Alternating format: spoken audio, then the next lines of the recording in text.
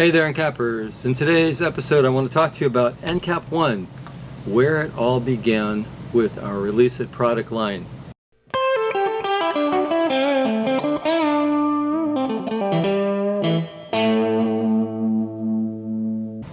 This product was our first formulation, and right out of the gate, we knew we had something spectacular. That's what really put Releasit on the map. It was this formula right here. So why did we develop the next version of Releasit, ENCAP Clean DS2? Let me explain. ENCAP Clean DS2 came about because we needed a product that would be able to be utilized in a spray application. When we were working with ENCAP-1, it has tea tree extract, tea tree oil in it, and when that gets atomized in a sprayer, it can cause people to cough. It's a little bit of an irritant. So this product doesn't have the tea tree. We also changed the surfactant package to make it more breathable when people spray. Just like baby shampoo doesn't irritate your eyes, we came up with a formula with ENCAP Clean DS2 that would become less of an irritant if it gets sprayed. So that's why we came up with ENCAP Clean DS2, built really on the foundation of what we did with ENCAP-1, but designed to be also able to work in a spray application. However, is that the end of ENCAP-1 as we know it? So let's talk about ENCAP-1 again. We launched this product really to bring back the original formula.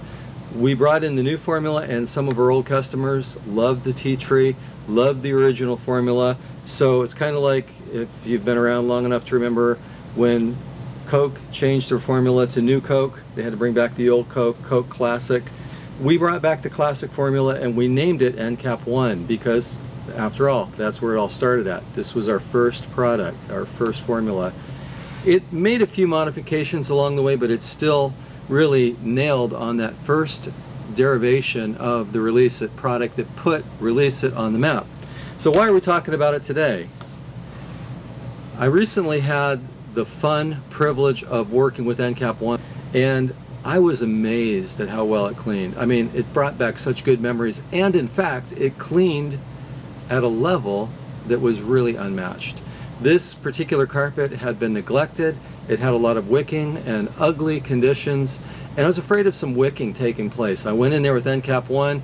I thought, yeah, we may have to come back and do some post-bonneting, maybe follow up with ENCAP Hydrox to fix browning that might come back in post-wicking. It was that bad of a condition.